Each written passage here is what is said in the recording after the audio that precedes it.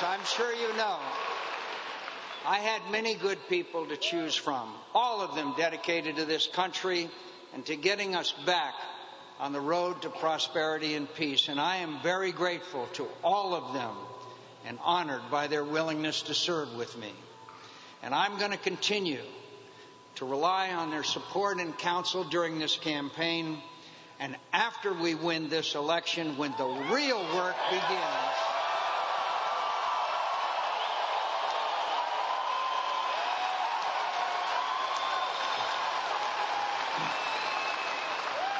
but I could only choose one. And it is with great pride and gratitude that I tell you, I have found the right partner to help me stand up to those who value their privileges over their responsibilities, who put power over principle, and put their interest before your needs.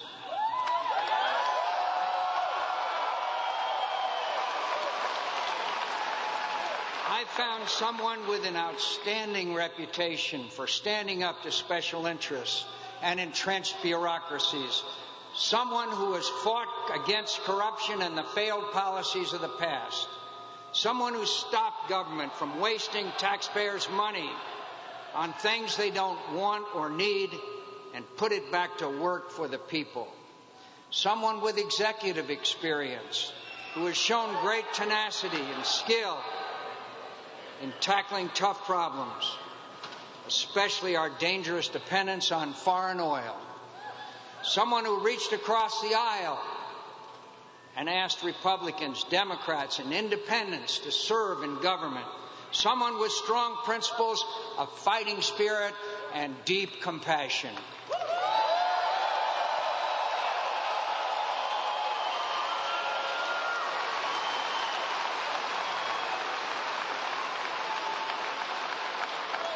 Someone who grew up in a decent, hard-working, middle-class family, whose father was an elementary school teacher and mother was the school secretary. They taught their children to care about others, to work hard, and to stand up with courage for the things you believe in. Both of them were coaches, too, and raised their children to excel at sports.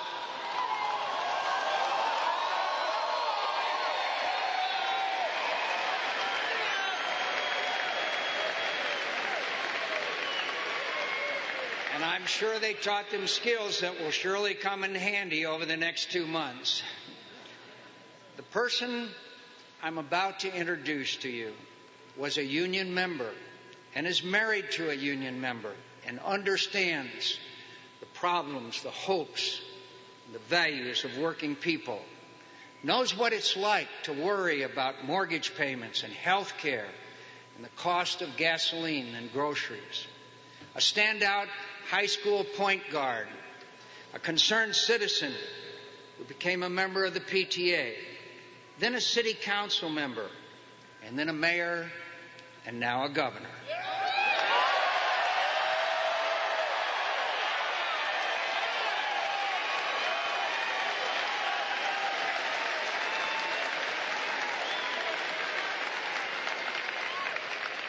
Who beat the long odds to win a tough election on a message of reform and public integrity.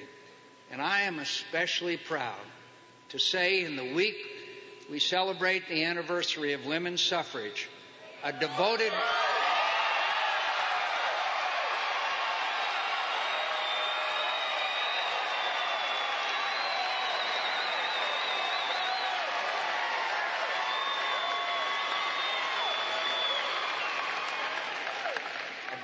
wife and a mother of 5.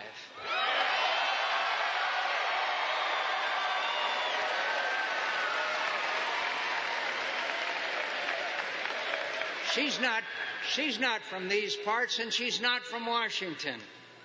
But when you get to know her, you're going to be as impressed as I am. She's got the grit, integrity, good sense, and fierce devotion to the common good that is exactly what we need in Washington today.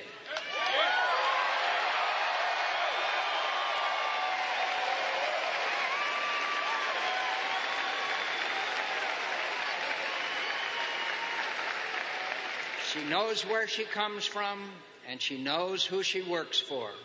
She stands up for what's right, and she doesn't let anyone tell her to sit down.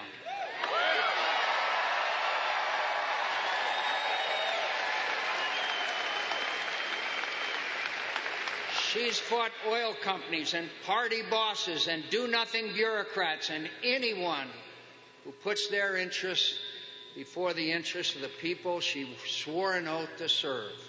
She's exactly who I need. She's exactly who this country needs to help me fight.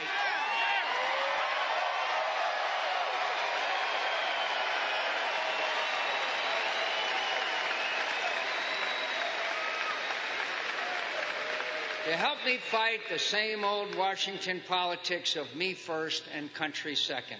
My friends and fellow Americans, I am very pleased and very privileged to introduce to you the next Vice President of the United States,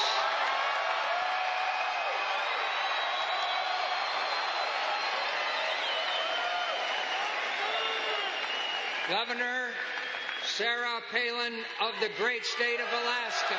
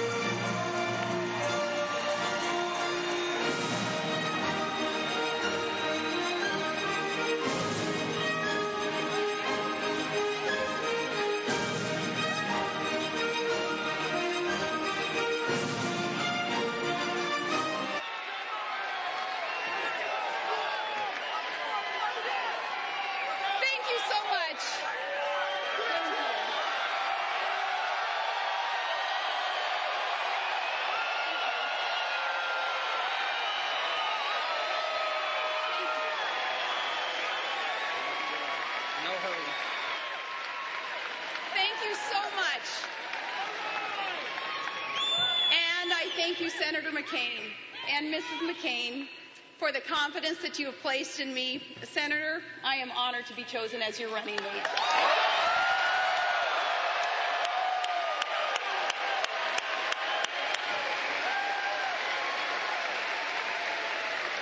I will be honored to serve next to the next President of the United States.